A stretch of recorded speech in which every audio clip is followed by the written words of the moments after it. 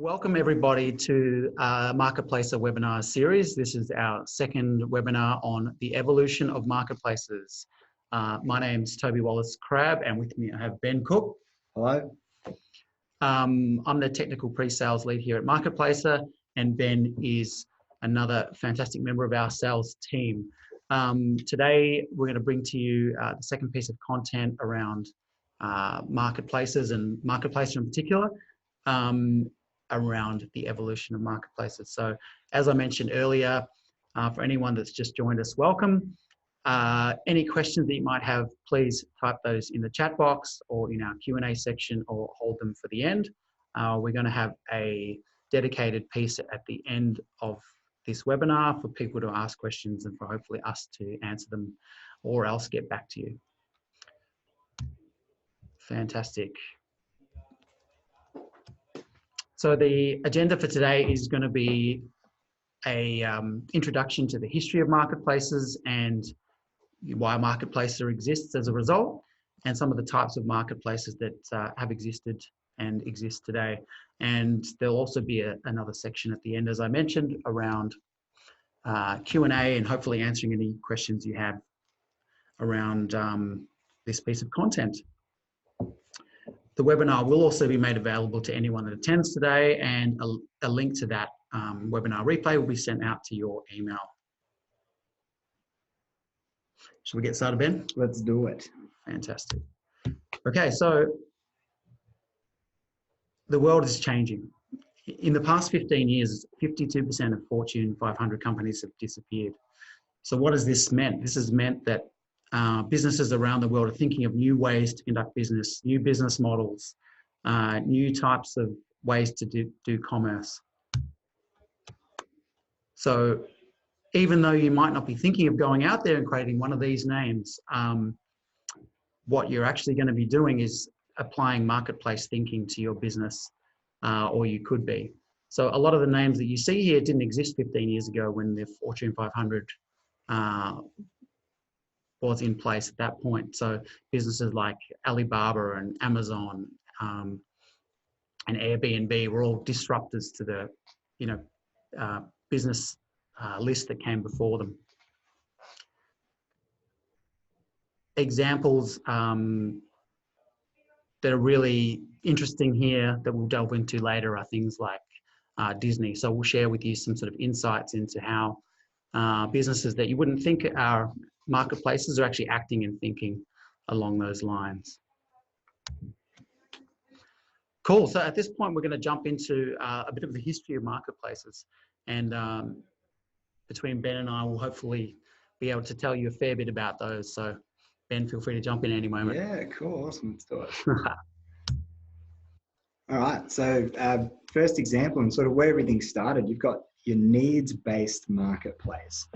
So if we go back in time, quite a way, back to say the days of the Roman Empire, for example, you had your fruit and veg farmers, people who would grow their own produce, obviously not all the same things at the same time. But when people wanted to go and buy these things, they would need to go from farm to farm to farm to see who had what, how much they were selling it for, what the quality of it was like, etc. Glad we don't have to do stuff like that anymore. It sounds like it would have been a terrible thing to have to deal with. But your first example of where a marketplace and marketplace thinking became effective is something like a fruit and veg market. So being able to bring all of those farmers together into one place to be able to basically have all of their produce in one place, regardless of what it was. It allows people to be able to go to the one-stop shop, find what it is they're looking for, compare produce from different sellers all in the same place. You've got a great level of convenience there, both for your customer and your seller as well, in terms of they don't have to try and pitch to their customers individually every single time. They've now got this one outlet that's got great exposure where they can have their product available and people can go and see it. So I think what you're saying, Ben, is that the logic of a marketplace is simple. Absolutely. It's something that's been around forever. It's not a new concept. No. It's just that marketplace is the new cool buzzword in business. Exactly right. We've been doing it a long time. It's just that most of us haven't realized how effective it was until now. but it's sort of always worked. I mean, people know Oh, how to do it. absolutely. It's proven to work. It's that idea of ease, convenience, and choice that we talk about in marketplaces. Exactly right. And that's what makes it so popular. You know, I'll be the first person to admit that convenience is a big factor for me. If I don't have to go far for something, I won't go far for it. So it's a great example of how these things can be very effective in terms of convenience, ease of making sales, ease of reaching the customer audience. It condenses everything into one sort of one-stop shop, as it were. All right, so let's find out what happened next after our traditional needs-based marketplaces. All right. All right. So the next type of marketplace that evolved is a shopping center-based marketplace. Shopping center marketplaces. I personally grew up knowing this is probably the most common example. Shopping centers, you've got your examples at Chadstone, Westfield, depending on where you're from, of course.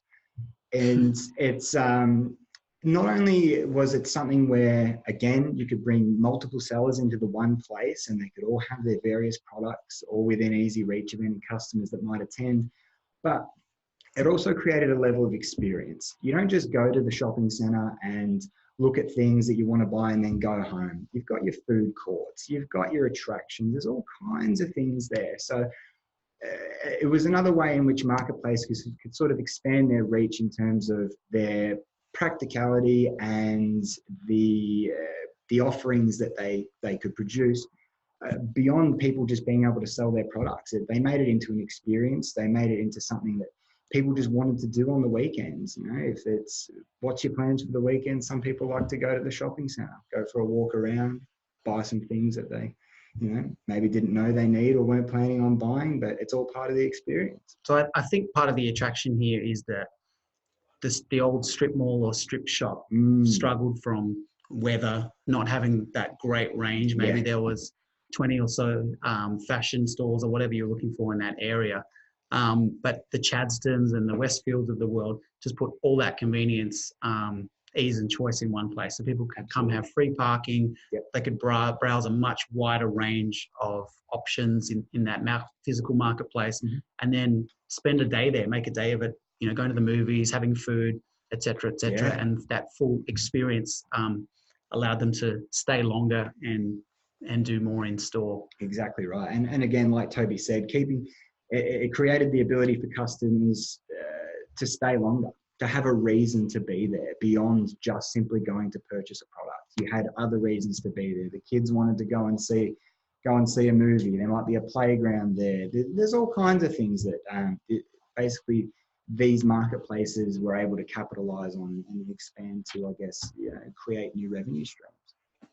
So another type of marketplace that has sort of grown is that, you know, that model that's grown out of the traditional classified newspapers type of ads. So the Gumtrees and the Craigslists and the realestate.coms and the car sales that have grown out of the Trading Post and all those sort of newspaper classifieds that used to be sort of this thick and now slowly thinned and eventually turned into, web-based versions of these things. Exactly right. Yeah.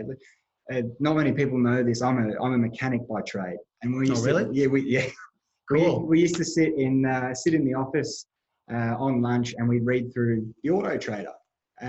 Perfect example. It was a car classified. There was unique cars, things like that, where people could list their rare and sought after vehicles.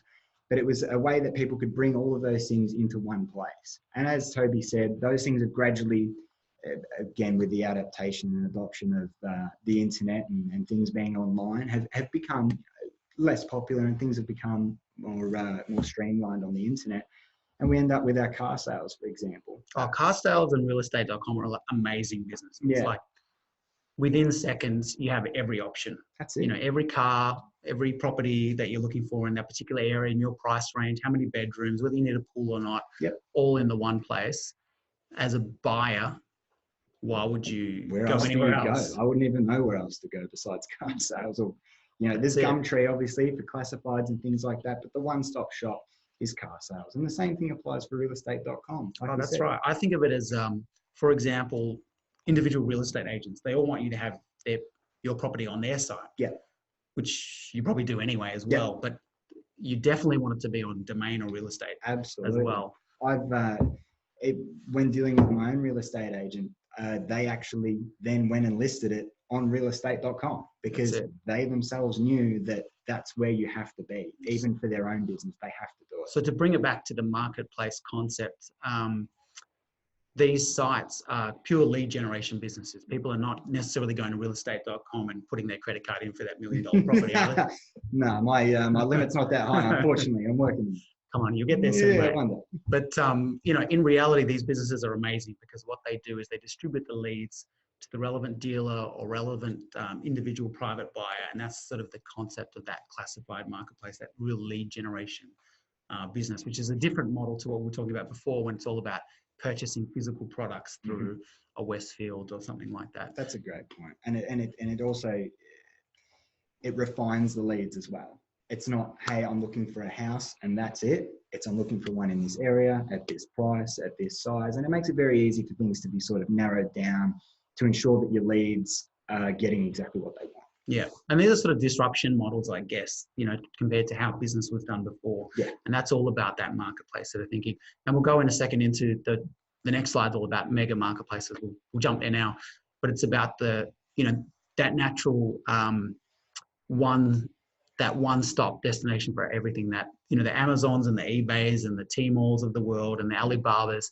It's all about that being everything to everyone. Exactly right. It's about having absolutely every sort of type of product that anyone could imagine, having no real barrier to entry, but being huge, really successful businesses in themselves.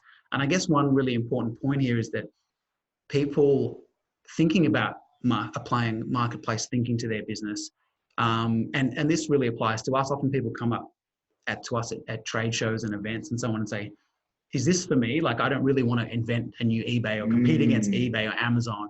And that's where and that's one of the reasons for this webinar as well, is to take people on that journey around, it's not necessarily trying to compete with Amazon and eBay. It's about applying marketplace thinking to your own business. Exactly. Yeah. And another question is, Amazon's coming into Australia, and it's already come, but it's obviously had a bit of a soft launch so far. And we'll go into this sort of in some further slides, but what can people do to protect their patch? And there's some of the thinkings around sort of niche and brand and retail and marketplaces that people are using to sort of combat the mega marketplaces. And I think a really important point here is that we're definitely not recommending that people don't consider using eBays and Amazons. If those sites are right for you, it's still a definite another sales channel to consider. Oh, of course, definitely. Anything else you wanted to add about mega marketplaces? No, that's great. It's and using eBay as an example, as Toby said, there's nothing you can't get on eBay. And I think these businesses are getting better and better at providing experience. And experiences and memberships and so on. So Amazon, they've got Amazon Prime, which is free shipping, and I think you get a TV subscription with that. You do. You get their Amazon video subscription, and eBay has their own eBay Plus equivalent, and more of these type of businesses are trying to add value and keep customers coming back. Yep. So, but we'll go on from here, and we'll see a bit more about how this might apply to the types of customers that we're speaking to. Cool. So the next type of marketplace is what we call a niche marketplace. I'm going to let you make a start on that, Ben. A niche marketplace. Okay, so we just talked about the concept of being everything to everyone. eBay, for example, it doesn't matter who you are or what you want. Chances are that can be sorted out on eBay. Chances are somebody's selling what you're after. Niche marketplaces, they're a bit different. It's where we're trying to be something for someone.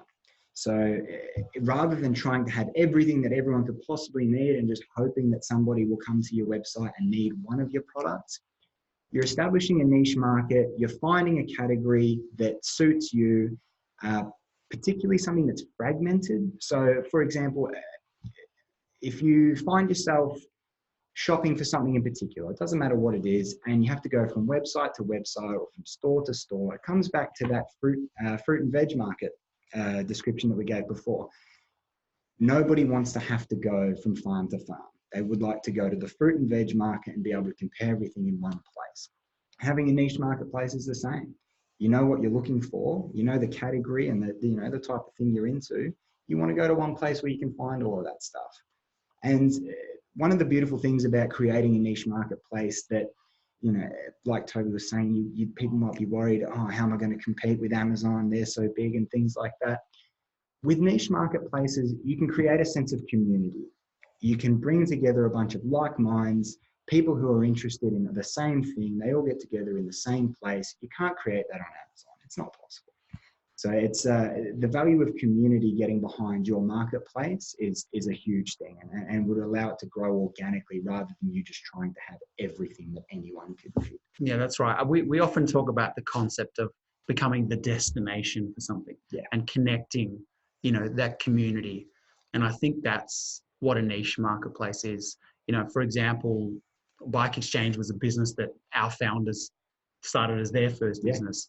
And essentially what that did was create the bike marketplace. Exactly right.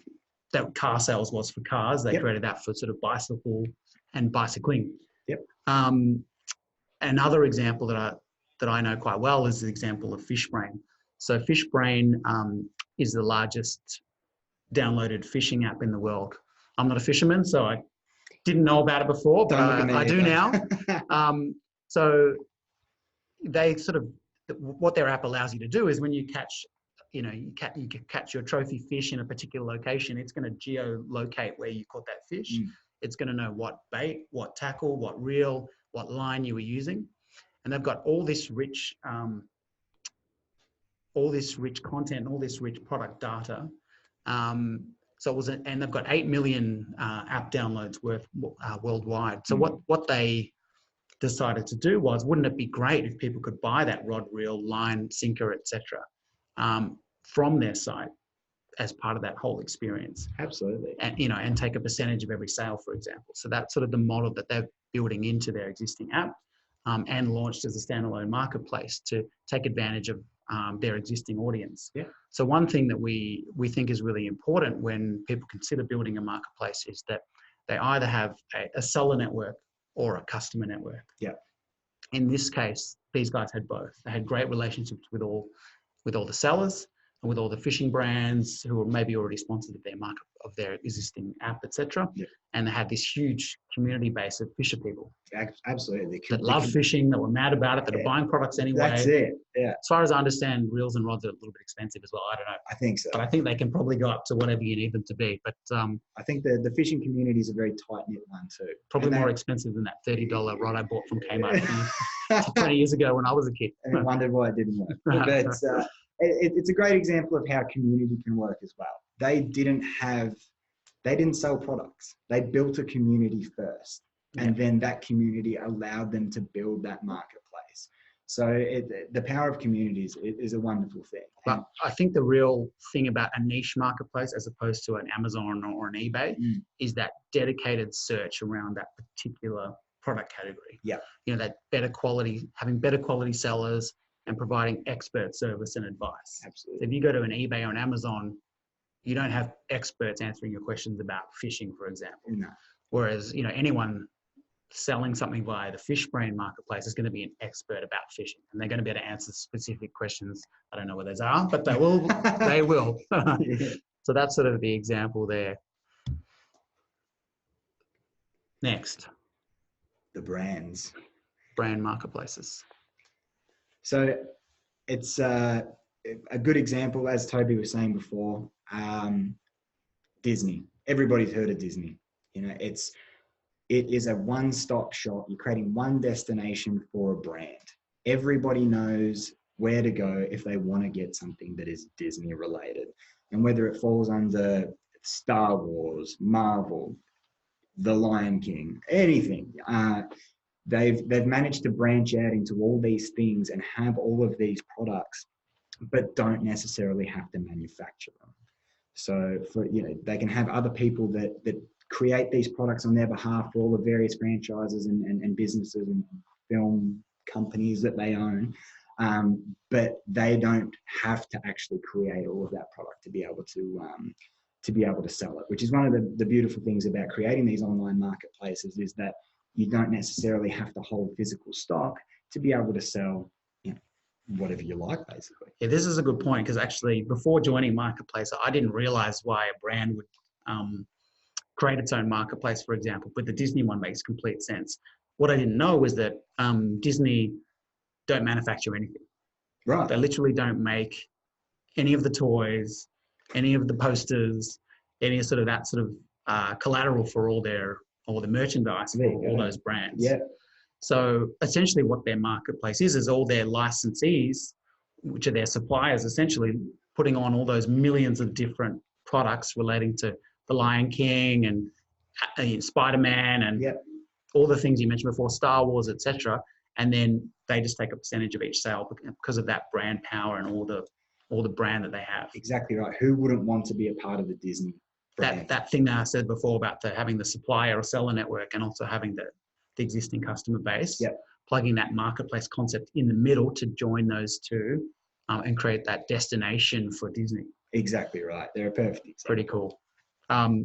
Another example, which I didn't know about before as well, is Jayco. So, Jayco is a great amazing Australian story. Probably the biggest caravan company that I'd ever heard of. Australian business, as I mentioned. So what they, similar to other businesses, more traditional businesses like car manufacturers, for example, take Holden as another example, but similarly to Jayco. When you go and look for a Holden, you go on the Holden site and you look at all the glossy brochures and all the amazing pictures and all the features and stats and so on. You don't actually buy a Holden through the Holden website. No. You don't even know which dealers have got stock at that point. Exactly. You actually go back to car sales or something, as we mentioned before, and they will send the leads out to the relevant dealers. Yeah. So what Jayco thought is, hey, we're pretty much that business, but let's also let customers search for stock via our website. Yeah. So the first thing they did is allow customers to see their great product images similar to the Holden example, but then click through and figure out which of their 32 dealers had stock of that caravan. Yes. So at that point, they were only having conversations with people sort of every 4 to 6 years when they were in that market to buy a new caravan, of course.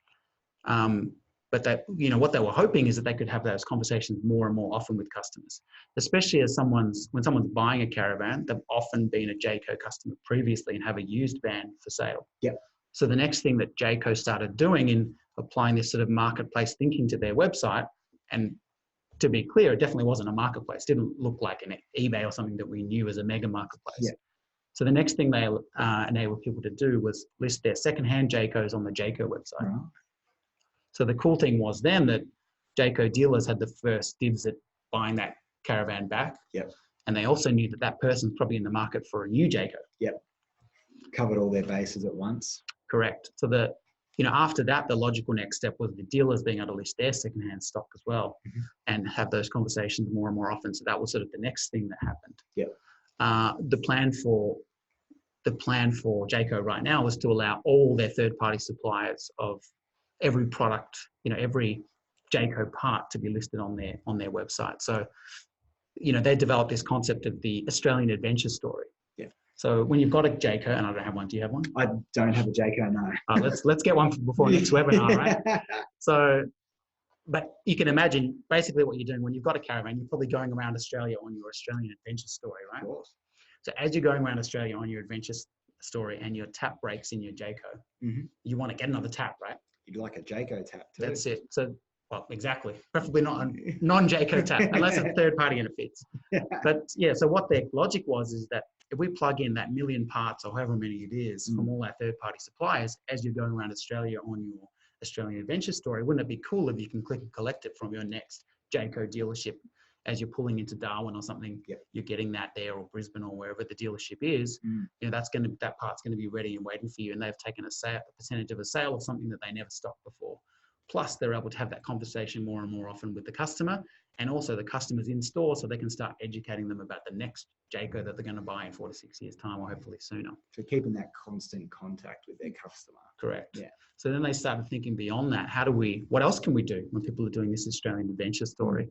So the next thing that they thought would be really, really cool is, offer them to be able to book into a caravan park as they're doing that, because these guys that are about to arrive in Brisbane, surely they need to book into a caravan park for their Jayco. Otherwise, where's it going to go? Well, exactly right. So why not extend that marketplace thinking to, bookings and accommodation and so on as well.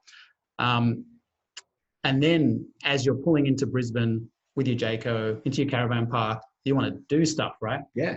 So why not apply some of that thinking that the shopping centres were applying before and allow people to consider doing experiences. All right. Yeah. So the next thing they're going to offer is people to go to comedy shows and buy tickets for things and events in that area. Wow. So that's that, Jayco's gone that whole sort of journey from just thinking about how to list the location of stock for their dealers all the way down to providing people to be able to, do book tickets and book into parks and all these things as they go on their Australian Adventure Story and take a possibly a clip of every transaction along the way. It's crazy how big that's gotten. And once upon a time, they never would have imagined that this is what it could become. And a lot of people are in the same situation. You may have an idea or a product and you think this is going to be my marketplace and this is what I'm going to do. Yeah. But for all you know, that's the absolute beginning. Well, that's it. Now they're almost the destination for Australian adventure stories. Exactly. And really importantly, one thing that the brands want more and more is that ability to have a direct relationship with their customer. Yep. Whereas before, maybe that was via a retail network or other mechanism. Now they've got a direct relationship with their customer and able to understand their motivation and needs more and more often and communicate with them. Awesome. Okay, I think we've done a lot on brand. Let's move on to retailer. You want to make a start? We can definitely make a start. For example, basically it's retailers. We've always, especially in Australia, we've always grown up with some really big ones. And a great example is Myer. I think everybody in Australia knows about Myer. You've probably been to a Myer at least once. I know I used to get dragged along a lot as a kid. Mum wanted to go to Myer and buy some stuff. But things can only go so far, and especially in terms of real estate, for example. Now, opening a Myer store, Myer's an enormous store. It costs them a great deal of money. They have to find a great location, which is becoming more and more difficult, given obviously how big our society is getting and how packed in everything is. So they sort of reached a point where they had these brands that they wanted to stock, or maybe they already stocked them, but only a very minor percentage of their range, but they wanted to expand. But there simply just wasn't room. Even if they could hold the stock elsewhere, they wouldn't be able to keep it in the store. So they needed to find a way around this, which is where we came in. We created the Myer Market on behalf of Myer, which now allows them to stock and sell countless brands that they actually have never possessed any stock from those brands at all. They don't physically have them. But they've basically created a marketplace in which these brands can come to them. They can be onboarded, and who wouldn't love to sell under the Myer brand? Mm-hmm. Not only is it a great way to get into a marketplace, but the Myer brand, there's a lot of weight that comes with being sold under that banner. Definitely. It's a great thing to be a part of. So it's sort of fed upon itself in that people want to be a part of this marketplace. So they've been able to get all these great brands on board. They don't have to procure any more stock, and they're able to take, however they'd like to do it, a clip of sales, for example, of everything that they sell. And the sky's the limit with these things. Because they're not bound by physical constraints, they can have as many brands as they want, as many products as they want. It literally never ends, or because they no longer have to worry about having the space to do so. No, you're 100% right. So we speak to a lot of retailers, and this is a really strong category because retailers are trying to figure out how to do more with less. Yep. They're competing against, the increasing price of real estate and trying not to open new stores where possible unless really strategic, and trying to make their web presence as efficient as possible. And on the other side, this is back to that, having the supplier network and having the customer network. They already have great relationships over many, many years with many brands. Yeah. So, maybe previously they stocked 10% of Nike in store, for example. Mm-hmm. But what if they could sell 100% of Nike via their website? Exactly. Without having to put more stock in their already busy and full stores, without having to purchase that inventory, without having to pay for additional locations. These are sort of, that idea of range extension, drop shipping, all those sort of concepts are these new and new ideas that businesses are starting to act and think like marketplaces, even though someone like Maya, for example, is not actually opening a unique marketplace called to compete with eBay. It's not opening a mega. Yeah, They're just using their existing traffic to drive sales to those new products. exactly. And it also lets them try new product categories should they do it. Of course, yeah, it definitely takes the risk out of that sort of thing too. Like a lot of people that have a marketplace structure where they do hold physical stock may be hesitant to take on a new brand. They have to buy the stock. It has to take up space in their warehouse. It may not sell. You know, it's a big risk for a brand, and you'd hate to find yourself sitting there with a warehouse full of things you can't move. Whereas Maya no longer has that risk. They can take on the stock, or not physically, but they can allow people to upload the stock to the website at no risk to them whatsoever. They basically they take their clip of sales and whatnot from there, and they have no stress as to whether or not it will actually sell. And I think that's been like some really interesting learnings that have come out of Maya has been that the product categories that they thought would be really successful still have been, but they've had new categories that have been even more successful. So it allowed them to extend into some of those big and bulky categories like furniture and bedding. Pets. There's only so many beds you can put into Maya, right? There's only so many couches. Yeah. Whereas online you can have 100 times that, whatever you want. That quantity. So they've been really successful in a lot of those new categories where you know, they're constrained by physical real estate. Yeah. So really interesting model.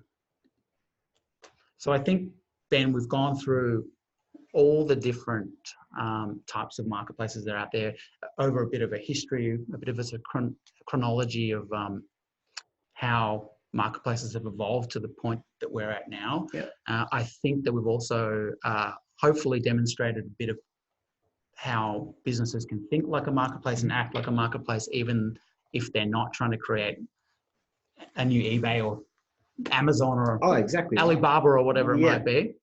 I think as just to conclude, some of the concept of marketplaces are not new. It's something that we're really familiar with. People are comfortable shopping at, be it online or physically in store. Yeah. And it's a model that really works. Absolutely. History shows that it's something that's always worked. It's just that now we've entered into an era where it's become that much easier.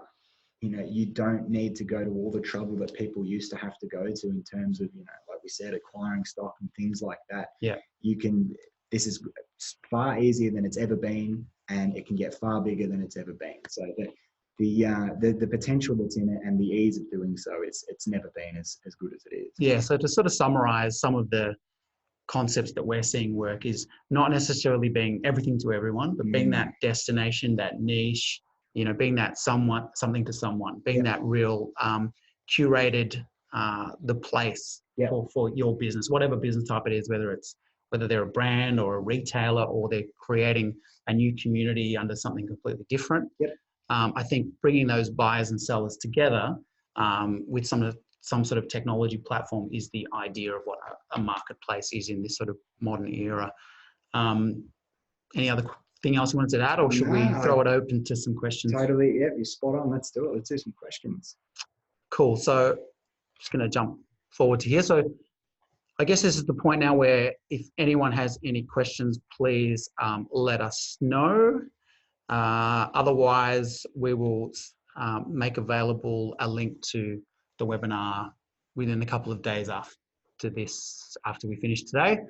So everyone will get a link to that. We'll also have another slide coming up shortly around how people can get in touch if they want to find out more or want to reach out to talk about how marketplace type thinking could be applied to their own business and their own business case. Oh, of course, because every situation is different. There's no two marketplaces that are the same, and we do like to approach things differently. So we can definitely have a discussion around sort of, you know, how best to I guess frame things towards particular ideas and projects and how it would work for any particular person.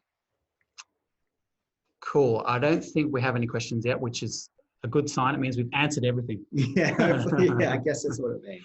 So the slide we've got up here just shows that if you want to find out more, please visit our website at marketplace.com. There's also a page dedicated to the evolution of marketplaces, which is what we've spoken about today. So please visit that. If you want to arrange a chat with our team, email sales@marketplacer.com, and one of our friendly sales team will reach out and make contact. It may even be Ben. Maybe. And to register for future webinars, go to our website and to the Marketplacer webinars page.